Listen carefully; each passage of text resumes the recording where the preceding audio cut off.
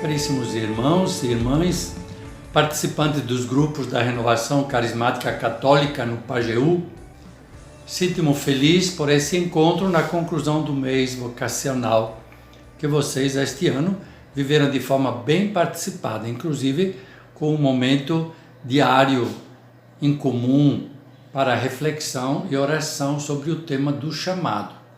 Foram todo dia refletindo sobre um texto bíblico, sobre uma história de vocação, assim como é apresentada no texto das Escrituras Sagradas, ajudados por algumas testemunhas que hoje vivenciam em sua vida cristã algum tipo de vocação. Hoje, encerrando o mês vocacional, vamos nos deixar orientar por um texto do Apocalipse que nos convida a abrir a porta a Cristo. Vamos retomar o texto de Apocalipse 3, verso 20 e 21. Eis que estou à porta e bato. Se alguém ouvir a minha voz e abrir a porta, eu entrarei em sua casa e tomarei refeição com ele e ele comigo. Ao vencedor, farei sentar-se comigo no meu trono, como também eu venci. E estou sentado com meu Pai no seu trono. Esse é o texto. Como sempre, quando nós queremos entender o que nos dizem as Sagradas Escrituras, não é prudente ficar só nos 2 versículos citados. Para se ter uma boa compreensão do texto, é fundamental colocá-lo dentro do contexto. E o contexto aqui é representado pelas 7 cartas às 7 igrejas da Ásia no início do Apocalipse. Trata-se de um forte apelo à conversão. O Cristo exercita suas funções como chefe da comunidade.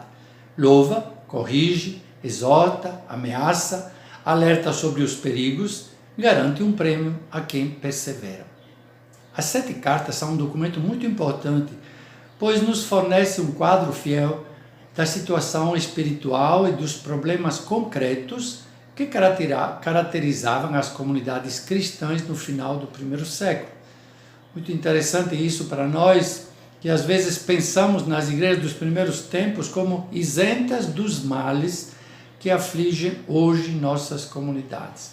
As idealizamos como se fossem perfeitas, quando sabemos que desde sempre, desde o começo, a igreja experimentou fragilidades, infidelidades e pecados. Dentro do conjunto das 7 cartas, nos interessa mais a carta ao anjo da igreja de Laodiceia, ao representante da igreja, o responsável pela igreja de Laodiceia, que nos apresenta uma comunidade autossuficiente.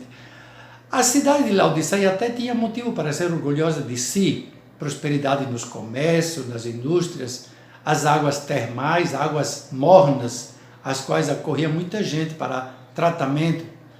E parece que até a comunidade cristã tem absorvido esse clima a ponto de chegar a afirmar: sou rico, e agora que sou rico, não preciso de mais nada. Autossuficiente. O poder do dinheiro, do prestígio, da propaganda tomou conta dela.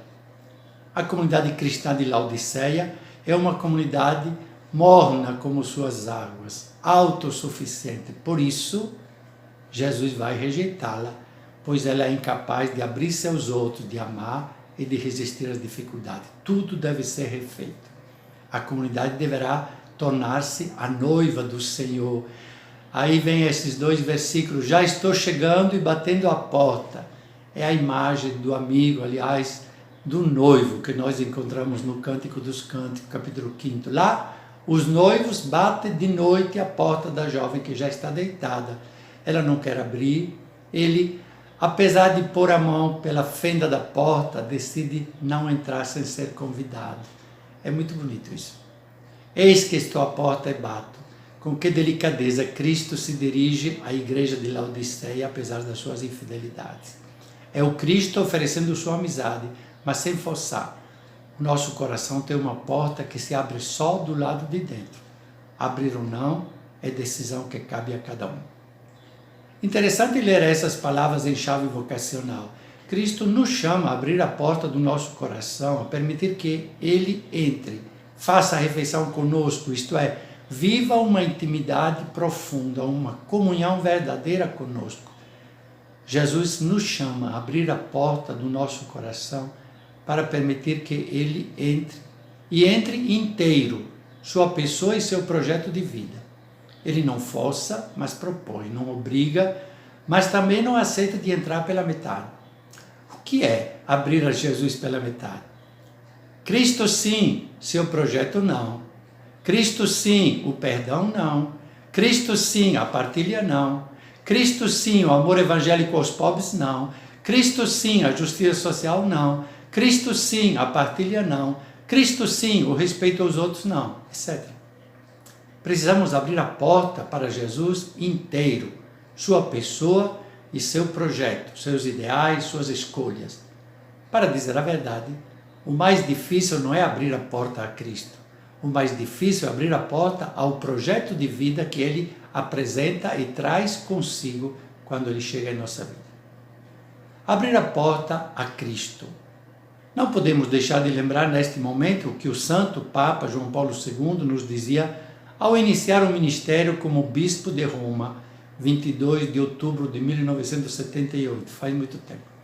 Ele nos dizia: não tenhais medo de acolher Cristo e de aceitar o seu poder. Não tenhais medo. Antes, procurai abrir melhor, escancarar as portas a Cristo, ao seu poder salvador. Abrir os confins dos estados, os sistemas econômicos, assim como os políticos, os vastos campos da cultura, da civilização e do progresso. Não tenhais medo. Cristo sabe bem o que é que está dentro do homem. Somente Ele o sabe. João Paulo II nos exortava a dar às palavras abrir a porta a Cristo uma dimensão bem mais ampla do que a dimensão pessoal, a trabalhar para que também a sociedade acolha a mensagem de Jesus, os sistemas econômicos, os sistemas políticos, as culturas. Abrir a porta do nosso coração a Cristo é o primeiro passo para ter a força e a coragem de trabalhar para que todas as dimensões da convivência humana acolham os princípios, os valores, as exigências, as prioridades do Evangelho. A isso nós somos chamados, todos. Cada um irá concretizar na forma que for mais correspondente ao chamado específico que Deus lhe faz. Mas o chamado básico é o mesmo, como bem lembra o texto preparado para o mês vocacional pela CNBB este ano, que diz: na grande família dos filhos e filhas de Deus, o que conta não é ser isto ou aquilo, bispo, padre, freira, diácono, cristão, leigo. O que conta realmente é a nossa condição de filhos e filhas de Deus, membros da igreja, que é uma assembleia de chamados, seguidores e seguidoras de Jesus Cristo, chamados e chamadas a viver no caminho da santidade, a ser fermento, sal e luz no mundo de hoje. E assim, encerrando este mês vocacional, eu quero desejar a todos vocês e aos seus grupos de renovação carismática católica de serem cada vez mais instrumento dessa transformação do coração das pessoas e das estruturas do mundo.